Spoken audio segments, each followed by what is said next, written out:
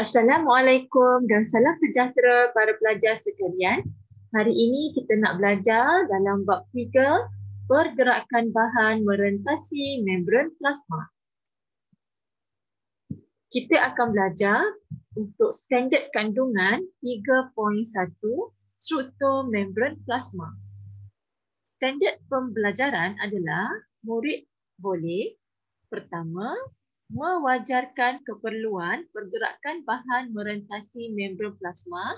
Kenapa mesti ada bahan merentasi membran plasma untuk masuk dan untuk keluar?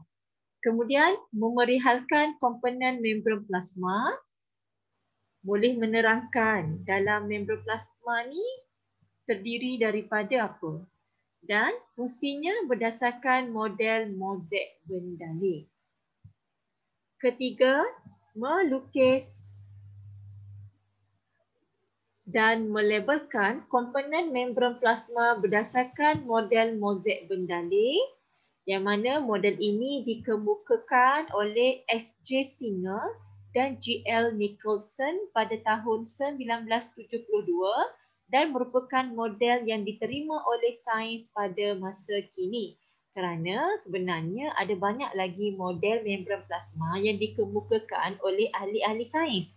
Tetapi model mozaik bendalih ini yang dikemukakan oleh S.J. Singer dan J.L. Nicholson ni lah yang diterima pada masa kini oleh ahli sains. Kemudian pelajar akan dapat menghuraikan ketelapan membran plasma. Jadi di bawah ini adalah industri untuk membran plasma. Apa benda ni bulat-bulat, ada area semua ni kan. Nanti kita akan belajar. Keperluan pergerakan bahan merentasi membran plasma. Kenapa? Kerana sel hidup memerlukan bahan dari persekitaran luar untuk menjalankan proses hidup. Contohnya seperti glukosa, seperti asid amino, seperti air, apa lagi? Oksigen. Kemudian pada masa yang sama, proses metabolisme dalam sel menghasilkan bahan buangan yang perlu disingkirkan daripada sel. Kemudian bagi meneruskan proses hidup, sel mesti membenarkan sesetengah bahan masuk dan keluar daripada sel. Kita akan belajar apa bahan yang boleh masuk dan apa bahan yang tak boleh masuk dan keluar. Okey. Kemudian pergerakan bahan masuk dan keluar sel dikawal atur oleh membran plasma. Kira membran plasma ni macam pagar lah. Dia akan mengawal sesetengah bahan untuk masuk dan keluar melalui membran plasma. Ini adalah struktur membran plasma. Jom kita tengok. Jadi sekarang ini adalah lapisan membran plasma ya. Di bahagian bawah ini kalau pelajar boleh nampak ini adalah gambar 3D. Di bahagian bawah ini adalah sitoplasma. Jadi pelajar-pelajar kena fahamlah. Okay, cikgu akan lukis contohnya begini ya. Sekejap.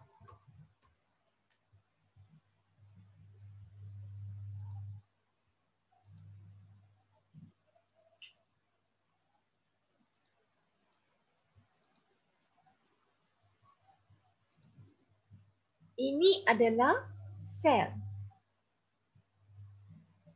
Di manakah terletaknya sitoplasma? Kejap ya, cikgu lukis dulu nukleus. Okey, ini nukleus. Ini nukleus.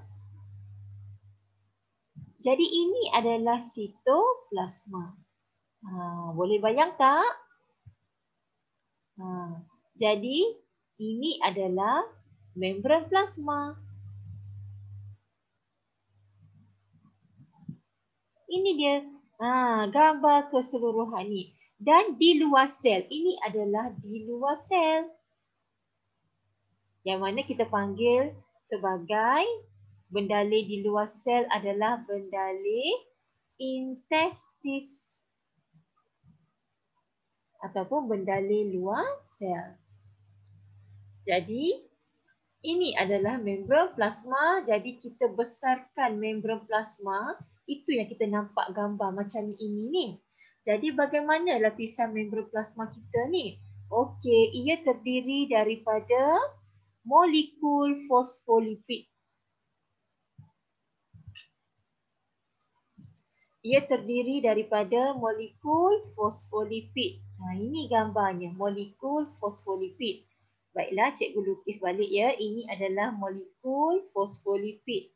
Yang mana molekul fosfolipid ini terdiri daripada kepala.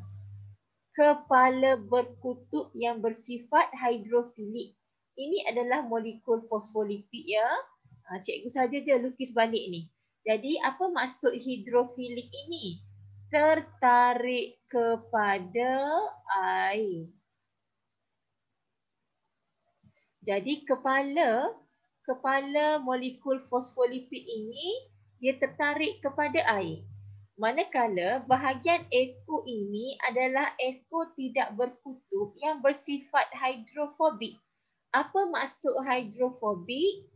Tidak tertarik kepada air. Jadi molekul fosfolipid ni ada satu kepala yang hidrofilik dan sepasang ekor, dua ekor yang bersifat hidrofobik. Jadi disebabkan sifat mereka ni yang mana kepala ni tertarik kepada air manakala ekor ni tidak tertarik kepada air, jadi ia akan tersusun macam sandwich. Dia akan membentuk dua lapisan. Kepala menghadap ke luar sel, manakala satu bahagian kepala menghadap ke luar sel dan satu lagi bahagian kepala menghadap ke dalam sel iaitu menghadap bendalih sitoplasma, manakala bahagian ekor akan menghadap antara satu sama lain. Kenapa bahagian ekor ni dia akan menghadap antara satu sama lain? Kerana ia tidak tertarik kepada air. Sebab itulah ia akan membentuk dui lapisan fosfolipid. Jadi anak-anak pelajar kena tengok. Kalau soalan dia cuma labelkan macam ni. Dia tanya apakah X. Jadi jawapan anak-anak pelajar mestilah molekul dui lapisan fosfolipid. Tetapi jika soalan dia labelkan sebegini. Ini adalah dui lapisan fosfolipid. Kemudian dalam membran plasma, struktur membran plasma ni juga selain daripada terdapat molekul fosfolipid, juga terdapat protein. Iaitu protein ni, pertama kita ada protein liang. Senang je nak kenal protein liang ni, dia ada liang di tengah-tengah dia.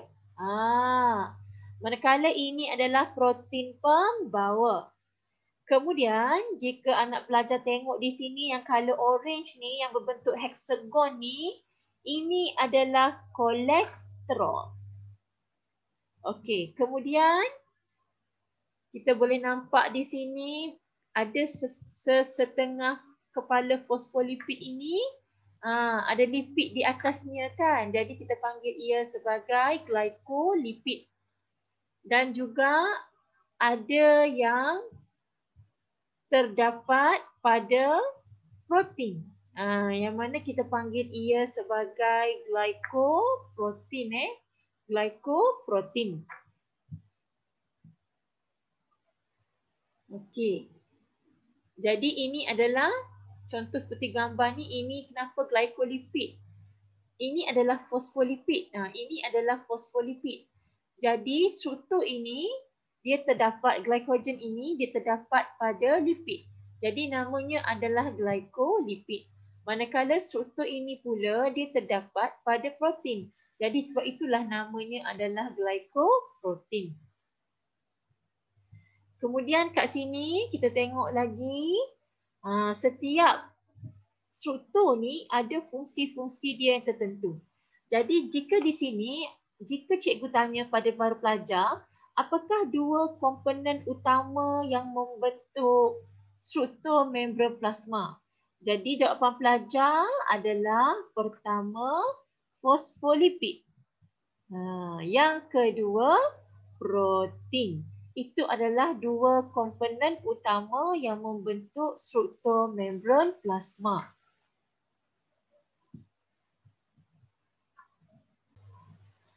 Jadi para pelajar sekalian, ini adalah rajah membran plasma. yang para pelajar nampak sekarang ni. Okey, kita pergi satu persatu tentang struktur membran plasma. Tadi cikgu dah terangkan secara ringkas, sekarang kita tengok satu persatu. Menurut model Mosaic Bendale, molekul protein yang tadi itulah protein pembawa, protein liang, ia terapung dalam dui lapisan fosfolipid membentuk satu corak mozaik yang sentiasa berubah-ubah. Siapa tadi yang mengemukakan model Mosaic Bendale? Iaitu S.J. Singer dan G.L. Nicholson. Boleh tengok buku teks muka surat 47. Setiap molekul fosfolipid terdiri daripada bahagian kepala berkutub yang bersifat hidrofilik, tertarik kepada air, dan juga bahagian ekor tidak berkutub yang bersifat hidrofobik, tidak tertarik kepada air. Kemudian, bahagian kepala molekul fosfolipid di lapisan luar menghala ke arah bendale di luar sel, sementara bahagian kepala fosfolipid lapisan dalam menghala ke arah sitoplasma iaitu dalam sel, bendale dalam sel. Semua ni cikgu dah terangkan tadi, cuma sekarang cikgu bacakan sahajalah penyataannya. Bahagian ekor molekul fosfolipid kedua-dua lapisan menghadap satu sama lain. Kenapa? Kerana sifat ekor molekul fosfolipid adalah hidrofobik, tidak tertarik kepada air. Terdapat pelbagai jenis molekul protein yang terbenam sama ada separa, ini kan separa je kan, ataupun terbenam sepenuhnya, seperti gambar ini kan, di dalam membran. Molekul-molekul protein ini berselerak secara meluas di antara dui lapisan fosfolipid. Ingin cikgu maklumkan di sini ya, antara dui lapisan fosfolipid ni tak ada ikatan. Tapi kenapa ia membentuk dui lapisan fosfolipid? Kenapa membentuk dua lapisan ni? Kerana sifat ekor yang hidrofobik dan kepala yang hidrofilik. Jadi tak ada ikatan ni. Jadi kedudukan protein ni tak tetap. Dia boleh berubah-ubah dalam ni. Dia boleh pergi sini, dia boleh pergi sini. Yang tu yang tadi tu model ini dia bentuknya berubah-ubahlah. Kedudukan protein ini boleh berubah sebab dia boleh pergi ke tempat lain. Yang ni boleh bergerak sini. Molekul protein yang mempunyai liang atau terusan, yang ini ya, disebut protein liang. Manakala molekul protein yang berfungsi sebagai pembawa disebut protein pembawa. Jangan risau, kita akan belajar lepas ni bagaimana tugas protein liang, bagaimana tugas protein pembawa. Macam mana nak bezakan. Tapi yang paling senang, nampak je liang di tengah-tengah, ini adalah protein liang. Ini adalah gambar. Ini adalah gambar protein liang. Ini adalah gambar protein pembawa. Jadi anak-anak pelajar, mana dia? Fosfolipid. Ini adalah fosfolipid. Tapi kalau dia labelkan, minta maaf. Tapi kalau dia labelkan dua straight macam ni, ini adalah dui lapisan fosfolipid. Ini sangat penting bila soalan minta kamu label. Okey, sitoplasma di bahagian sini. Maksudnya dalam sel lah ini. Yang ini di bahagian luar sel. Bendale intestis tadi tu. Jadi kalau protein pembawa dia boleh berubah bentuk, dan jika anak-anak pelajar nampak kat sini, dia ada kita panggil sebagai tapak aktif yang akan mengikat dengan bahan yang dia nak angkut tu. Jadi tak apa, kita akan belajar lepas ni. Cuma sekarang ni anak-anak pelajar tengok bagaimana bentuk protein liang. Dia ada liang di tengah-tengah. Manakala yang tak ada liang ini adalah protein pembawa. Ini juga ada protein, ini juga adalah protein pembawa ya. Yang ini yang sedang berubah bentuk. Nanti dia akan kembali semula ke bentuk asal dia bila dah selesai angkut bahan ni. Jangan risau, nanti kita akan belajar.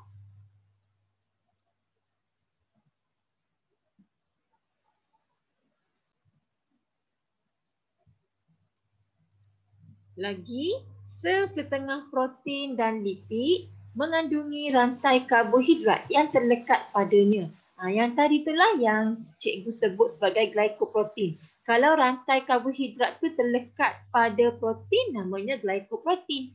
Kalau rantai karbohidrat tu terlekat pada lipid, fosfolipid tadi tu kan, maka namanya glycolipid.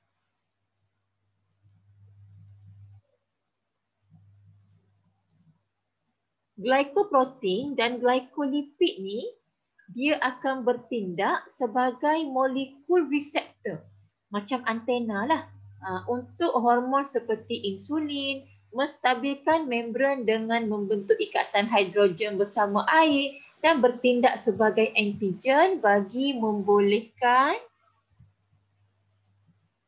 maaf ya.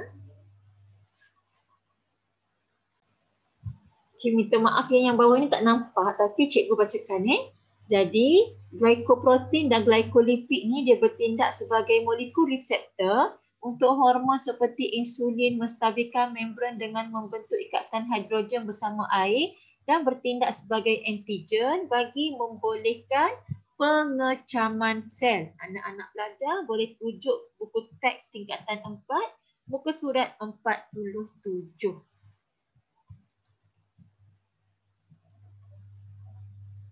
Lagi, pada membran plasma ni terdapat molekul kolesterol. Yang berbentuk heksagon ni. Kadang-kadang ada juga rajah yang lukis sebagai bulat. Tak ada masalah.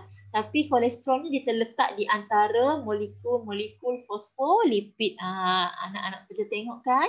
Macam sandwich ni. Ini dia buka so anak perlu tengok ni. Ini apa ni? Ini adalah protein liang. Ini adalah protein pembawa. Jadi kalau atas ini kan dia terletak pada protein, so namanya adalah glycoprotein. Tapi kalau struktur ni terletak pada fosfolipid, maka namanya adalah glycolipid. Macam yang gambar ini terletak atas protein, so ini adalah glycoprotein. Jadi apa fungsi kolesterol? Menjadikan dui lapisan fosfolipid ni kuat. Macam yang cikgu maklumkan tadi, dia tak ada ikatan antara dui lapisan, antara molekul fosfolipid ni. Tapi hanya disebabkan oleh kepala tu dia hidrofilik dan ekor yang hidrofobik. Jadi dia bila kolesterol ni ada, dia akan menyebabkan struktur membran plasma tu lebih kuat.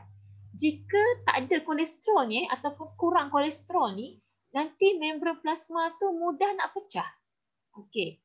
Lepas itu ia juga menjadikan dui lapisan fosfolipid ni membran plasma lah merujuk kepada membran plasma lebih fleksibel dan kurang telap terhadap bahan larut air seperti ion. Dui lapisan fosfolipid, protein dan kolesterol tidak statik tetapi membentuk satu struktur yang dinamik dan fleksibel. Yang macam cikgu cakap tadi tu kan, protein ni dia tak kekal kat sini, dia boleh bergerak je mana-mana dia nak pergi. Jadi struktur membran plasma ni dinamik dan fleksibel lah. Sifat ini menyebabkan membran plasma mempunyai sifat berdalih dan menjadikan membran plasma lebih fleksibel. Jadi, sifat ketelapan membran plasma membran ni dikatakan telap terhadap sesuatu bahan sekiranya membran tersebut membenarkan bahan itu bergerak merentasinya secara bebas. Ingat lagi tak? Komponen apa? Contohnya seperti dinding sel. Dinding sel tu ditelap sepenuhnya sebab dia membenarkan semua bahan untuk masuk dan keluar melaluinya. Berbeza dengan membran plasma. Membran plasma ni dia hanya membenarkan sesetengah bahan untuk masuk dan keluar melaluinya. Jadi bila membran ni contohnya tadi tu membran dikatakan telap sekarang ni membran dikatakan tidak telap. Membran dikatakan tidak telap sekiranya sesuatu bahan tidak berupaya merentasinya. Ini tidak telap, tetapi membran plasma ialah separa telap ataupun telap memilih. Apa maksudnya? Ia membenarkan sesetengah bahan untuk masuk dan keluar melaluinya. Kalau tidak telap ni, semua benda, semua bahan tak boleh masuk dan keluar melaluinya. Ingat kalau telap, semua bahan boleh masuk dan keluar melaluinya. Kalau tidak telap, semua bahan tidak boleh masuk dan keluar melaluinya. Tetapi kalau telap memilih ataupun separa telap, ia akan membenarkan sesetengah bahan untuk masuk dan keluar melaluinya. Jadi, sifat membran plasma ialah telap memilih ataupun separa telap. Tapi kalau soalan tanya ciri ataupun sifat untuk fosfolipid, pelajar kena bagi tahu mempunyai kepala yang hidrofilik dan ekor yang hidrofobik. Membran telap memilih hanya membenarkan pergerakan bebas sesetengah bahan. Ini sangat penting kena ada ni, sesetengah bahan merentasinya dan menghalang atau menghadkan pergerakan bahan yang lain. Membran plasma mempunyai sifat telap memilih disebabkan struktur binaannya. Iaitu tadi kita dah belajarkan komponen utama yang membentuk membran plasma iaitu fosfolipid dan protein. Lapisan fosfolipid dan protein menentukan ciri ketelapan membran terhadap bahan-bahan tertentu. Bahan mana yang boleh merentasi masuk dan keluar. Nanti kita akan belajar dalam subtopik seterusnya.